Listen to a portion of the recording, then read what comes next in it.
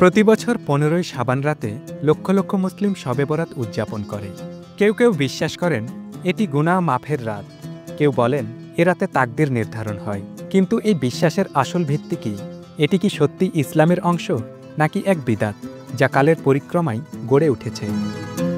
আসুন সহিহ হাদিস ও রাসূল এর সুন্নাহর আলোকে সত্যটা জানার চেষ্টা করি।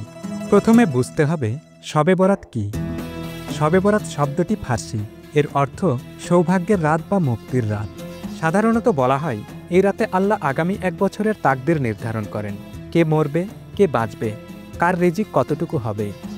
আরও বলা হয় এ রাতে আল্লাহ সমস্ত বান্দাকে ক্ষমা করেন, শুধু মুশরিক ও বিদ্বেষ পোষণকারীদের ছাড়া।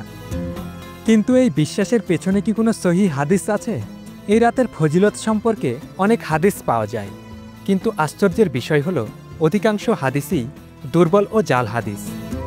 হাদিস 1, আল্লাহ 15ই শাবানের রাতে দুনিয়ার নিকটবর্তী আসমানে অবতরণ করেন এবং সব বান্দাকে ক্ষমা করেন, তবে মুশরিক ও বিদ্বেষী ব্যক্তিদের নয়। হাদিস 2, 5টি রাত আছে যেখানে দোয়া কবুল হয়, তার মধ্যে একটি হল শাবান মাসের 15তম রাত। হাদিস 3, নবী 15ই শাবানের দিনে রোজা রাখতেন এবং রাতভর ইবাদত করতেন। এসব হাদিসকে বেশিরভাগ মুহাদ্দিস ভিত্তিহীন বলেছেন।